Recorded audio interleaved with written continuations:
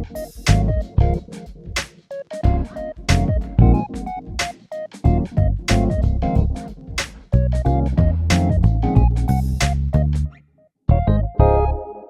good people. Davia here, and welcome to another episode of Tales from the Shaker, a Davia Williams Stevenson podcast. Okay, we're going to have a good time this time. I've got Mrs. Jennifer Walton, extraordinaire, community servant, creative, powerhouse young woman here. Love it. My sword, too. Absolutely. So fun, right? Shout out to the Reds. We're going to get ahead of this. Someone's going to misunderstand Thank you. the color of our drinks. And we just don't want you to get it twisted. That's just grapefruit juice. So we'll explain that to you. But anyway, let me tell you a little bit about this lady. I am going to read her bio. A lot of times I get stuck in reading and want to skip places or don't want to talk about it. But I just love how well this is written. Thank you. And it describes you so well. And it's brief, y'all. So listen. Jennifer Walton is a brand builder, a creative strategist, and unapologetic voice for impact. Yes, you are. As a chief brand officer of SkyNile Consulting, and that is your own company, and co-founder of Grind, she builds brands that move people and shape culture from grassroots initiatives to government agencies. Beyond the titles, she's also a community builder, a champion for Black women and working mothers, a former corporate marketing exec who traded in the boardroom to help reshape the future through storytelling, strategy, and cultural intelligence. I love it. Married to the love of her life, attorney Sean Walton, for about 12 years, with two dynamic young ladies, young daughters. They are advising. She goes from advising C-suite leaders, launching citywide campaigns, or raising her daughters with intention and joy. Jennifer is also asking one question. I love this question. How do we build something better for all of us? I love that. Absolutely. Thank you, lady. Thank you. For spending some time with me today. It's going to be fun to see where it goes. Like I've been wanting to get here. I know. I didn't know that when she said about time. When were you going to give me a call? I'm like, I didn't know. I want to tell from the shaker. Listen, you are absolutely the epitome of the shaker. Oh so I just want to start with, we were talking a little bit earlier as we were, making our drinks and all about how I watch you. I enjoy watching your life. And one of the things I most admire about you is the way you parent your daughters. These two little all Black, as you said, free. They are free girls. Black children. Yes. So tell me about that. What do you mean by free Black children? There are times where, honestly, as a parent, you always want to give your children what you had and better, right? The best of what you had and even beyond your wildest dreams or what your dreams may be. But for them, I told my mom when my children were first born, I just want kind kids. I just want them to have kind spirit and all that other stuff will come. I mean, both myself and my husband are smart, so they're going to be smart, right? But the other day, they were literally in the yard climbing the trees. And I thought, to be a free Black child. Because right now the world is chaotic. I mean, the world has always been chaotic, right? We weren't really designed to know as much as we know today. And so it is my goal to protect them, but also give them the keys and the gifts to not be resilient, but to dream. That's something that a lot of us cannot do.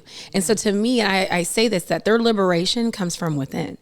They know who they are. They're comfortable with who they are. They operate in a world that's super digital, super high tech. They're high touch. And so they can do it all. But watching them climb the tree, I thought, they could be doing anything. But they're in touch with nature. They're grounding. They are interacting with one another. The big sister is watching the little sister to make sure that she's careful and safe. The little sister is being a little bit reckless because she knows her big sister's watching. And me, I'm just back there happy that they're in a tree. That to me is freedom. And it's a liberation that I think we're all searching for. And that's why there's chaos in the world. And mind you, these children are privileged. Yeah, I own that. We get that. But they are also exposed to things that a lot of other children aren't. The nature of what my husband and I do. And so that opens their heart and it allows them to be kind within their privilege, and it gives them a lens of liberating others. I love that you acknowledge that. Part of the blindness of privilege is you don't see those places where you are. Right. And that term has been so misused. Oh, yeah. so misused. There are places where each of us have a level of privilege that allows us not to see that we do. Correct. And so I love that you see that and expose them to various walks of life, different Absolutely. needs. And when you understand that you have privilege, you also understand that you may not always have it. Correct. It's possible not to have it. Correct. And those that don't are no less valuable than you are. And it's a calling, right? So they unfortunately they kind of bear the weight of us too, right? Sure. And so when we're out and we're driving around and they see someone on the side of the street with a sign, you know, they're like, Mom, Dad, we need to help this person. Their particular issue is the unhoused concern. Why are there people who don't have houses? And for 9 and 7-year-olds to be thinking that way, it blows my mind. But here's where the privilege comes in. I'm like, well, I know some folks who work on this. Would you like to speak to them? The chair of the housing committee on city council, would you like to speak to that person? And out of the mouths of babes, they're able to articulate, I don't understand. Make it plain, make it simple to me that we have empty houses. You make that connection and allow them to speak. Come on. Absolutely, because we know these people. I know you do, but and what is you choose to create that interface at such a young age. Absolutely. And that's accountability. And it tells them that, one, they have a voice. Yeah. And two, if you can't explain to a 9-year-old why there are empty houses and yet there are people who sleep in the streets, then you got a lot of work to do. And sometimes that accountability helps. And it just, again, it shows the children that they have a voice. They have an opportunity to speak up, because this is the world. I'm trying to build a world for them, and I can't do that without hearing from them first. I love that. Yeah. Yeah. Having children that young with a sense of their impact. I just wonder, as they grow into maturity, as they really come to understand the other places where they can exert their, they can call the city council. I'm a little worried. Mama doesn't have to introduce me. I'm a little worried. Well, they're going to be their parents. Yeah. You know, we oftentimes will joke, because sometimes they will roast us or they push back and I'll say, okay, the logics. Yeah. Okay. Yeah. I'm with you on that. Yeah. But you know, there are times where, you know, because I said so, doesn't quite work, but we explain to them that you are a Black child in a Black family, so there are just some things that come in our DNA. That come with that, so it's like, I said what I said. So. You know what though? But with even all of that, there's still joy. Yeah. You know, we took them to see Beyonce last week, Atlanta, night 1. Okay. And I thought, you know, again, here I am giving my daughters an experience. Like that would have been like me going to see Michael Jackson at their age, right?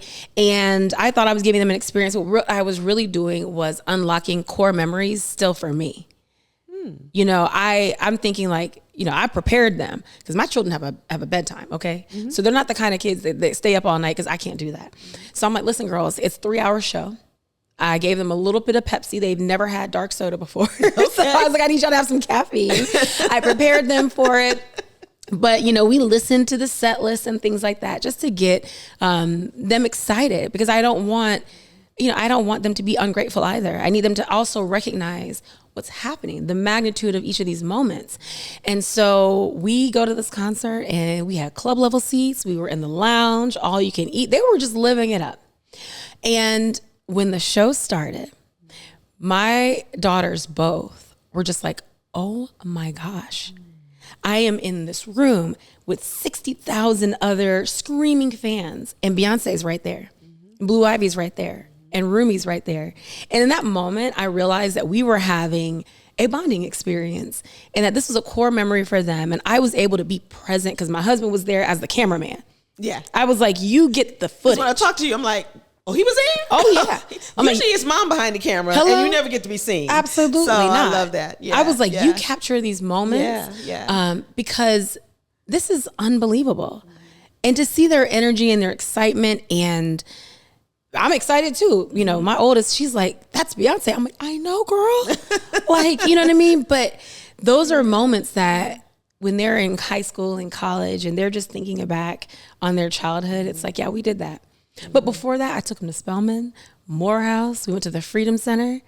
And I'm like, that is Dr. Martin Luther King Jr. and his wife, Coretta Scott King, beside him. And they were very reflective of what that meant. Yeah. And, you know, we took them to the old Ebenezer Church. So it's like you're going to have joy, Yeah. but we're also going to learn. Yeah. Yeah. Well, we got to prepare them. And that's it. You got to prepare them. But this is home. Yeah. Yeah. Yeah. When you say this is home, what is home? I am Columbus is home. home. You're home. I am home. You are home. My husband is home. There is a safety. Like when you think about preparing children for the world, right? I have to do that with care, because the world is the world. It's going to always be out there, and there's nothing I can do to hide you from that as a Black child, right? But I am home, so I am your safe space. Daddy is your safe space. And anyone that we bring into this world of safety is safe. And we even give them signals for that. We have little language that we have that, hey, if they can't answer this question, they're not safe. They're not safe. Right? And so not only have I prepared you, I've prepared the people. I've prepared the I allow people to be around you. Absolutely. And that's hard right now, because people are really struggling to build community. And we're not understanding how the individual is not enough. You know, everyone always says, well, if you want to go fast, go alone. If you want to go far, go together. And that's a very interesting saying, but you got to live that. And that means sometimes you got to slow it down. And like you said, you got to prepare the people. And so, you know, not everyone is allowed in that ecosystem. And as big as our community is, it's vetted and it's tested. And the children understand that, and they know that. And they too have spirits of discernment. They do. Honey, one day that school was like, well, Skylar don't really like the art teacher. We can't really figure that out. I said, well, I mean, we don't have to figure it out. Her spirit has figured it out. I said, have you talked to the art teacher? What's up with her? You know what I mean? Because I trust my child. I trust her judgment. I trust her gut. So I love that you acknowledge their intuition. I'm sorry, that was a good bite. Oh, listen. I should have waited. This scone, but you see, I ate my scone before we started. I should have started. Because I was like, this is a good scone. Yeah, okay. I'm back on track. We were talking about their discernment and their intuition. And as you recognize as little kids that they have it. I was having a conversation with my son, I think it was just a couple nights ago. Somehow we got on, you know, our children more spiritually attuned? Does something happen as we get older? And I reminded him of some things when he was younger. I remember, it's my younger son, Evan, used to, just as a toddler, he just had lots of fears as a toddler and little boy. And they were random. It was like, this month he's afraid of the dark. He's not afraid of it next month. And this month he's afraid of, I remember when he was afraid of the water going down the drain of the tub, and, you know, just different random fears. Right. That he got over, but he was always so spiritually attuned. And I remember him coming into our room. The kids always came into our room in the mornings. And we lived in New Jersey, big backyard. And he was afraid of that backyard at night. It was pitch black out there. It was backed up to nothing, just to some woods. And we lived in an area where there were bears, there were black bears and all that kind of stuff. And he would be afraid, even from the house looking out the backyard. And he says, well, I'm not afraid anymore. So why not? He says, because of all the guys. You see all the guys with the fire swords all around? You see I'm like, I didn't see the guys. But can you tell them that we cool? Hey, but that was imagery. That's biblical imagery of angels. They're warriors. They're not cherubs that fly around like that's right. They're warriors. That's right. And Evan, I believe he saw angels. Yeah. No, 100%. Protected and camped around our home. That's right. And I wonder what happens as we continue in this Don't get world me and in started. life, and how we lose contact with that intuition or with that spiritual the world enters. Discernment. The world enters. Yeah. Them children are, you know, they're the closest to the veil. Yeah. Right? Because they are, you know, when you consider the circle of life and to sit at the elder's feet, the elder has so much wisdom to pour into the baby. And the baby has so much life to breathe into the elder, right? And both of them are sitting there staring at the other side of the veil. And, you know, I had suffered a very traumatic loss in my family, 12 years ago. And this was like 6 weeks before my wedding. And it was, you know, my uncle, it was basically like, you know, made for TV love triangle type thing, where it was like, you know, my uncle and he took the life of his wife and, you know, her lover and then his own life. It was very traumatic. And so that's kind of dark, right? Yeah. But like also he was like everything to me. And I was ready to give up on life because like this happened 6 weeks before my wedding. I told my husband, I said, you know what, like never mind. I'm just going to move back home to Florida and just be with my family. And I'm going to waste away. He wouldn't allow it. And that was when I knew that he was the one, because he stood in that gap and he stood up for my family, and he was there at a time where we all needed someone with better sense than what we had at the time. We were grieving, and that was also the first time I ever went and got therapy. All that to say, that happened 3 years before my first daughter was born. And then my second child was born 2 years later. They have a connection to him. And when they're cutting up, I'm like, Uncle Glenn, please give me a break. But one day my daughter said, hey, Uncle Glenn told me to tell you that if you ever and want... never met Uncle Glenn. That's Okay? Okay. Uncle Glenn wanted me to tell you that if you ever want to send him a message, write it in chalk in our play area. The funniest thing about this play set is Christy Rodriguez gave us that play set for free. And I was like, what are you talking about? You want me to go write a message in the little play set in chalk? But you know what I did? I did it. And they will come and tell me when he speaks to them and what he says. And they don't know him, but they speak with the same humor. They speak with the same confidence. And like I said, when they cutting up, I know he's whispering in their ear. And so it's an interesting thing when we think about the ties that bind us, and what happens when others go on and they are searching for their own elevation on the other side, and the role that we play in the mortal earth in helping them achieve that for themselves and for us. It's a beautiful thing. And the children are the way. They really are. And so I try to establish that for them too, that we come from various, leaders and their own way. And when we talk about, they want to ask, hey, why were Black people enslaved? And I can explain to them the vastness of the human condition and slavery throughout history and the difference between chattel slavery and the transatlantic slave trade. And it's hard, it's heavy stuff for them. But what I always come back to is, but that's what you're built from. It's hard to hear, but you're still standing here. And so when we talk about making it beyond our worst days, that's generational. Yeah. And it's again, I hate the word resilience because it speaks to an individual thing. Like, I'm resilient and therefore I'm able to make it and maybe you're not. I think there's cultural or collective. Correct. It's collective resilience. Yeah. It's a collective resilience against a larger system. And that's what we're teaching them. And that is, again, if you want to go fast, you go along. If you want to go far, you go together. We try to live that, even in the telling of the histories. Yeah. We talked a little bit about, being the children of you and Sean, and both outspoken, both activists, both very much invested in this community we talk about and in this collective space. You talk about being a safe space for your daughters, but I know also that your passion is to build safe spaces for the community. Yeah. Can you talk a little bit about this transition from corporate life to, I know you went to a government agency, and then something. Let me back up before I get to that. Something made you leave all of that and start your own. Help me with that gap right there first. You know what? You never know. Yeah. You never know. When I was in college and I was talking to my prophytes, my sorors about my plans, one soror told me, she said, you always you speak in concrete, you speak in pen. She was like, maybe you should write your plans in pencil. You never know when you're going to need to erase and draw a line, right? Everybody knows that when you meet a leader, they tell you that growth isn't linear. It goes all like that, right? Success isn't just this. It does all these things.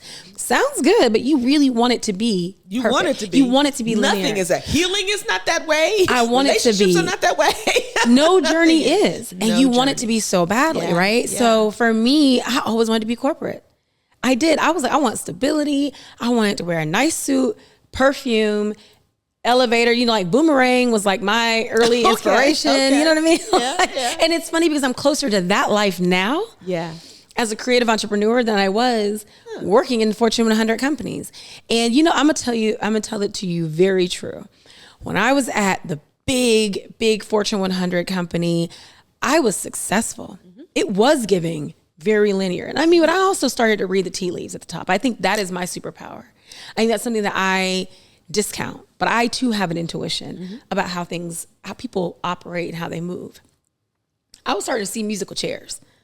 Like, there's only a certain amount of time at the top of this pyramid, right? Where either I get a seat or I'm out. not a problem, because that's how it works. But in 2021, and I call this the social justice moment. At the time, we thought it was a movement. That did not last long enough. So it became very clear that it was a moment. I honestly, I'm seeing my husband on the front lines of social justice and these conversations that need to be had. And I'm having the conversations, but they were exhausting me. And no matter how many times in the corporate space, I'm in the corporate space and I'm talking to folks and I'm basically being roadshowed. Like, teach us about your racism. Like, what do you mean when you say like that people treat you this way? There's some people that I thought would be in my life that are not now, because I'm like, you say you love me, but you're not hearing me. Not only are you not hearing me, when there's anything else you really want to know, you know how to find that out. Right. Don't ask me what to read. I know. Go pick it out. Well, and that's the other thing. Well, then we gave you the books. You didn't read the books. And we told you to listen to Black women. You didn't listen to Black women because unfortunately there were times where we were telling you things that were convicting to you. We were talking about the system, but a hit dog will holler. So, at the time, I was doing all the things, right? And I was like the good company girl. But then tragedy started to hit closer to home. And all that, the muscles that we were building in that moment, all of a sudden didn't work no more. So we're not flexing the muscle that we just taught you to build. That was disheartening. And I personally was impacted because my husband's on the front page news. And he was on Don Lemon. He was on all these things. So can we, because everyone watching this is not the people that know us. Yeah. So you want to tell them a little bit about your husband and what Certainly. he does. My husband is attorney Sean Walton. And I always joke that he is the better half of us. And I say that. He would say the same. He would say the same. But that we are equally yoked because he is such a good person. And where I would say, to hell with these folks, pardon me. He stays 10 toes down on the mission. Okay. Yeah. And he's a civil rights attorney and he operates here out of Columbus, Ohio, but he works nationally.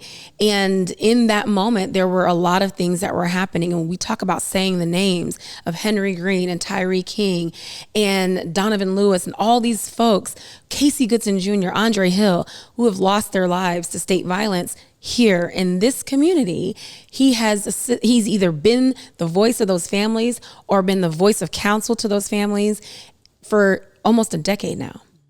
And it is traumatizing, right? And so as his wife, he comes home carrying these things. When Takaya Young was pregnant and murdered in front of a Kroger, people were so quick to dismiss her because she stole a bottle of alcohol, allegedly. But my husband had to watch that video. The father of 2 girls. He has to come home with that, right? So the work that he does is impactful to the families, but it's a voice for many who are often dismissed. That's a lot for us to carry. But I watched him carry that water. And I thought, I don't want you to carry it alone. I left corporate. I had the bright idea to go into the public sector. And I wanted to work in what I saw as the veins of the city. So I led marketing for our regional transit agency, a transit authority, which is CODA. And I will tell you, I live in the city. So I have 4 routes that go through my neighborhood. I'm in tune with what it looks like to see folks waiting for the bus, right? And I wanted to be in that seat to help shift the experience and the narrative. As marketers, we don't just make things pretty. SkyNile Consulting is a strategy, marketing, and branding agency because first we got to figure out what we're doing, right?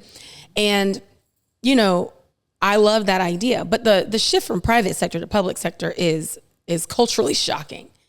You go from profitability and, stakeholders and shareholders and thinking about the numbers to thinking about the people. And that's actually where I think I thrived. But it was difficult for me at that time. And I had a very unfortunate interaction with a leader at the time. And I'm going to tell you, listen, you can only cuss me out once. Yeah. And the thing about it is because my mother has never spoken to me that way. My father has never spoken to me that way. And this leader spoke to me in a way that was unbefitting of a leader. And my notice was in the next day. And I've told that story numerous times because it's my authentic truth. My notice was in the next day. That role lasted a year for me. And I was very nervous because I could have gone back to the comforts of my prior company. I could have gone somewhere else. And I was interviewing other Fortune 100, Fortune 10 companies. But I saw the same thing on the other side of that camera, because of course this was in the middle of the pandemic. I see rows of cubes and I see this hurried anxiety. Get to the next thing, next meeting, got to do these things. And none of us are curing cancer. And I realized that if I'm going to put 60 hours in on building a brand, it better be my own. And so I had 2 weeks when I put my notice in to figure out what I was going to do. And I launched my business. And I'm thankful. 2 weeks? 2 weeks. I had 2 weeks to figure it out. Okay. So was this must have been germinating somewhere. Well, honestly, and this is what's so funny. Like SkyNile Consulting, initially my husband and I started as a diversity, equity, and inclusion consulting business because I was telling C-suite leaders, right, you can't say those words anymore, but belonging, whatever you want to call it today, I was giving C-suite leaders advice for free. And at the time I had written a letter to our C-suite leaders that made the case for Black lives. I knew who I was talking to, so I made a business case for Black lives. And I knew they were going to fire me. I just knew. I sent the email to the entire C-suite because there was just some language that was being used that I didn't think understood the moment. And it was actually your husband that came by and said, well, if they fire you, I'll hire you back. And I was like, that's safety. Good. That's community. That's safety to know that like I can speak out and someone's got my back. They didn't, obviously. But I learned that I did have a voice. But I say all that to say that, my husband and I launched that business but we knew it was only going to last so long before people were really tired of hearing what the truth really looks like. And you got to change the way you do business. You got to change the way you think to really do this stuff. It's not an office or a position. It's a collective, right? And so that's the idea. I mean, it started there, but I had a job. And so I was like, well, here are my options. Do I go to this company? Do I go back to my last company? Or do I invest in me? My therapist said, it sounds like it's you. And then I said to my husband, my therapist said, it sounds like it's me. And he goes, but I have been saying that. I was like, yeah, but you're not a therapist. I was like, you don't got no credentials. I appreciate all that. But us therapists, and we have our own, believe us, the good ones have our own therapists. Fair enough. And I was like, but she got degrees in this. I'm like, you're contractually obligated to, make me feel better. And so he was like, I'm not. He was like, truthfully, I'm actually not. And that's what it was. I had 2 weeks to figure it out. And I'm thankful for a mentor who gave me a connection to my very first contract. And what was supposed to be an interim communications leader role at a major nonprofit led to a years long engagement. They would have totally loved to have me in-house, but I wanted to explore what it was like on my own. And it was tough. Yeah. It's still tough.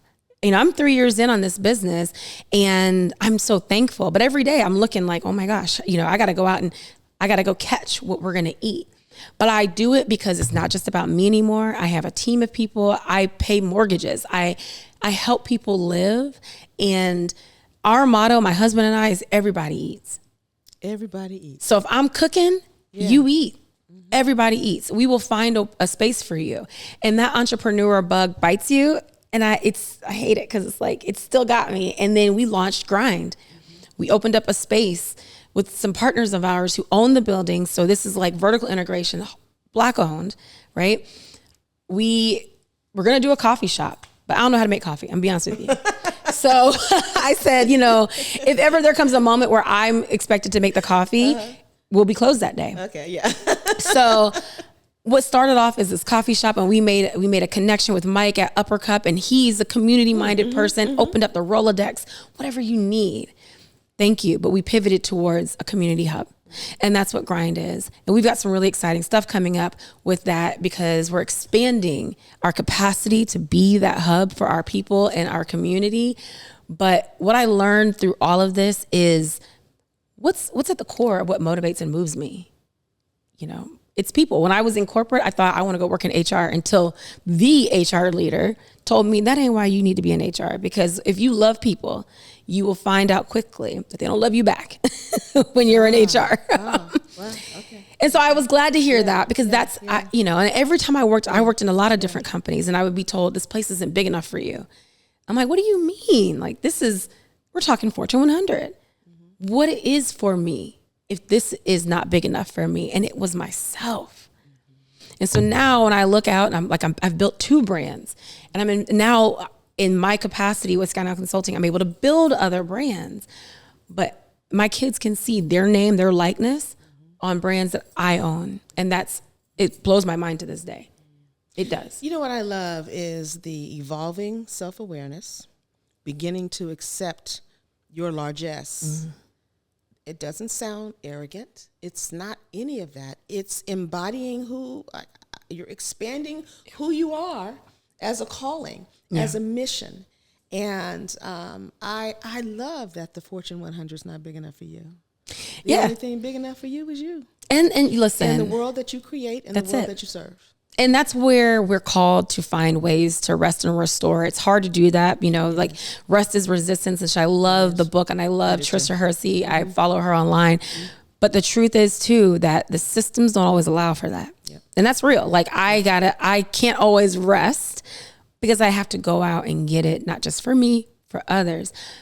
But I have found, I was like, man, I wrote on my Substack the other day, I said, hey y'all, I microdosed rest, and I don't know, they might be onto something, because I just took a couple days during the work week to not log in, to sleep, to not feel guilty for napping or doing nothing and emptying my mind. And you know what that did? That opened up mental capacity. And all of a sudden I found inspiration again. One of my really good friends, Elsie Johnson, and she's the CEO of Zora's House. She's so good at speaking to dreams, right? And the ability to dream. I was meeting with her just yesterday, and she said, you texted me and you were inspired the other day. She said, you know what that's called? It's called a glimmer. Because you have triggers. We got to talk more about glimmers and triggers. Hello? Absolutely. And that blew my mind. I love glimmers. Absolutely. I said a glimmer. A glimmer. Because we give so much attention to the things that trigger us, but not the things that make us shine. Inspire us, yeah. Mm-hmm. And so now I have a whole new way of even approaching this, because I was inspired. I was in Atlanta. The energy felt right. I'm thinking about collaboration, all these things I want to bring back to Columbus and bring culture and community and help teach people that we don't always have to ask who all going to be there. Just go. Just go. You're going to be there. How's that? You're going to be there. You're going to be there. And we need you there. Right? Yeah. And so I'm like, okay, glimmers. And I need to pay more attention to the things that make me shine. That's a great reminder. And, you know, and some people have heard of shadow work. So that when you talk about like the evolving self-awareness, I spend a lot of time on myself, to my detriment at sometimes. Sometimes it's navel gazing, right? Other times it's And I spend a lot of time, am I good enough? Am I this enough? Am I that, right? And, you know, what my therapist once said, okay, I hear you on the shadow work, but are you doing light? And I was like, no, yikes, you dragged me. But that's real. And we don't do enough of that. And so I've been trying to really turn myself towards the light of myself as a Leo with an Aquarius moon and rising. What that means is, I don't know about all that. I know. What that means is, you know, everyone always talks about Leos and we are the lions of the zodiac, and you know we lead the pride and all that stuff, like we're royal and regal, and this is definitely a Leo talking, right? Like we are all these things. But then my husband's gonna like this episode, right. You know. But you know we're also the bossy ones. You know, with leadership, it's bossiness, and it's, you know what I mean. Like it's those things, right? But why I'm so thankful for my Aquarius moon and rising is that the sun rules Leo. That is our planet. I'm not standing in the sun just so that I can be warm. My Aquarius moon and rising calls for me to invite you into the sun to be warm with me. Where the spotlight shines on me, I want to shine it on all of us. And so sometimes my calling is to bring the light so that everyone else can be seen. And so that is where, when I'm in my most inspired place, when I give myself the ability to dream and rest, I'm able to create something that I couldn't always see. And I think that's important because they say that, children cannot be what they can't see. And I held on to that for a long time. I'm from a very small town, Panama City, Florida, the Emerald Coast, as they call it now. It's been a rebrand. That's not what I used to call it back in the day. Them flags that fly down there are different, right? Yeah. And I was shrinking myself because I was the only Black girl in a lot of spaces. And I always felt like I was being caged, but I didn't know because I couldn't see a lot of things. So I had no idea what was ahead for me. But I also didn't have the capacity to dream.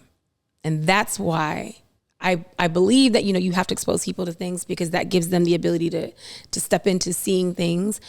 But I also believe that we should have to give people the capacity to dream that they can create anew. Absolutely. You said two things I want to speak to. You talked about you took some micro rest, I think is what you call it. I said I microdose rest. But I think you can even bring that down smaller. I talk about, very similar. I call it the principle of the Sabbath, right? And finding times to rest. And I think you can microdose your rest throughout the day. Take an extra minute in the bathroom. Honestly. And breathe. I mean, that's for nobody but you. Regulate your body. You're going to go 3-4 times a day, right? It's so true. At least. So take those moments. That's no one's going to miss you for an extra minute. That's a good point. Stretch, breathe, release. That's just for you. Sometimes that's a moment. Like, and when you can get a couple days, take a couple days. If you get more than that, take more than that. It's like relax your jaw. Relax your jaw. Little things. Yeah. Stretch your back. All that is infilling for yourself.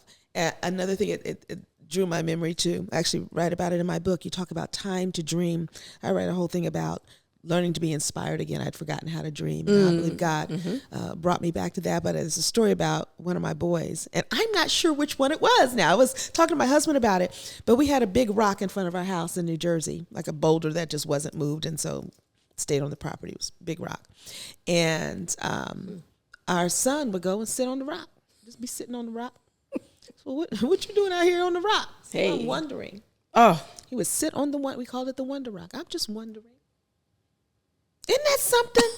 I want to rock. Wondering. Both of my sons are quite creative. I'm like, wow, like I need a just wondering. Rock. Truly. Just letting thoughts flow or enjoying the sounds of nature. I was laying on the ground with my granddaughter last week, and we're like, how many different birds can you hear? Mm-hmm. We heard like 5 or 6 different birds just laying quietly on the ground. Like, we got to do that. And you loved seeing your daughters climb the tree. Those little divas climb the tree. Just climbing trees. Yeah. And there are times, and it's funny you say that, like I didn't think that people paid any attention. But every now and then I would post in my stories, me walking barefoot in the grass. Mm-hmm. And I would be like, it's Friday, 9 a.m., walking barefoot in the grass, just touching the grass, right? And people would be like, I love that you touch grass. I'm like, yeah, because we all need it. You know what I mean? But there's a lot of science behind that now. A lot of things that seem so woo-woo, right? It's like there's science. Science is being debunked these days, but there's a lot of studies. It's in our DNA. That support connection with physical connection. I mean, and look, we see what the impact of this digital world is doing to us. We're not meant to consume as much information as we are. We're also not experts on it all. So people are consuming a lot of information. They're making opinions and statements of fact that are in fact just opinions, right? And it is easy to manipulate that. It is. But what you can't manipulate is the ground beneath my feet, the grass, the wind in my hair, the rain on my skin. I mean, some may say you can manipulate that, but again, ancestrally, we connect to the earth because it sustains us. And it's so easy to forget that. And I have a big garden in my backyard, and half the stuff that grows from it, I don't even eat it. Because, I mean, how many times can I eat one tomato, right? Yeah. But, I'll pick the greens and all that stuff. We got potatoes, we've got cucumbers, and nothing is better than a garden cucumber, right? But to me, it's the process. That's the biggest reason why I do it. And also teach my kids something too. And we're all scared of worms. But, we will go hollering if we see a worm. But, it's the process. Yeah. And just being able to create something and generate something, it gives you a sense of like accomplishment when all other things are going on. It's like, okay, well, I know what I did do. I did that, right? And, it's a little thing, but I sometimes forget to even do that. But sometimes like my kids, like we will go and stand in the sun together and just like catch the rays. I tell them like, let's eat the sun. And you know, like that's a vitamin that we need. Let's absorb it safely with sunscreen. But Yes. but you know, it's a way to connect with our melanin. It's a way to connect to things that are beyond us. And so the ability to wonder, again, the world enters and we forget to do it, but wow. There's so much more I could explore with you. I know I'd be here all day. I know. We've been getting signs, and I've kind of ignored them for a little bit, like I tend to do. But there might need to be a part B to this. I would love to. We talked at some point. I would love to have Sean on, either as the two of you. We talked about the two of us as couples having some conversation. Might be neat to talk about kind of the different ends of the marital spectrum that we're on, and I would love that. Mission living versus, well, not say we're mission living, but we're, you know what I mean? I just think it might be a really neat conversation for people to see authentic folks, you know. This is real. And this is your hold podcast. On to one another and pulling it together. Look, I learned. But I need you to get your flowers because you truly are aspirational, but because I know you, it's inspirational. Like you talk about watching me, but I would watch y'all and the vacationing, but the togetherness. And I know, like, I'm only 12 years married, right? I've been with my husband for 15 years. And it is like any partnership, any relationship is a journey. They don't go linear. They go all over the place. And people probably assume what that means. Yeah. But in the case of me, it's trauma at times that my husband's got to hold space for, or his PTSD that I got to hold space for, right? It's things that you don't always think about. But I will say to you that I have loved watching and observing y'all and watching and observing you, because when you came out with your book and I pulled up to the signing and I forgot I was with fancy folks. I was dressed how I always dress. I don't know how you were dressed. You were fine. No, because you were whenever you were in my space, you're fine. But here's the thing. I was just so proud of you. Thank you. Because this life thing, if done right, is lived long. Yeah. And so to continue to add and build to your story it gives me hope for the runway and all the things that I want to do. I don't have to do them all tomorrow. You don't. Right? If it's meant to be, it'll happen, but I'll continue to invest in myself to do it. And so for you, I just want to say, like, thank you. This is aspirational. You got folks like me who want to do this, right? And I'm sure you have folks in your life that want to do it, but everyone's looking at you and cheering for you and loving you for doing it for yourself, doing it for us. I just had to say that, like, you are the bomb. And I love you dearly. Man. See, we gonna end right there because I like the way that is. We're gonna end right there. We're gonna have to talk more again. I would really love that. We'll explore what the next may be. Well, we always end with toasting our conversation. And I guess I'm going to call it a basil paloma. That's what I will call it. Paloma is tequila and grapefruit juice is the base. I muddled a little bit of basil that I cut from my garden. I mean, and I saw you do it. It was just one little box. That's my garden. I saw you do it. This is my fresh basil.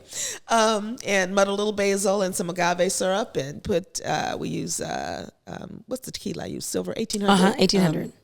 A little bit of tequila, grapefruit juice, and lime. And it was tasty. Cheers, my dear. Amazing. Cheers. Thank you for all you do. All right, y'all. As I always say, I am confident there was something that you connected with in this conversation that will inspire you to shake things up in your own life. Ooh, I love it. So let's see what happens with that, all right? So thank you for joining us, and peace till next time.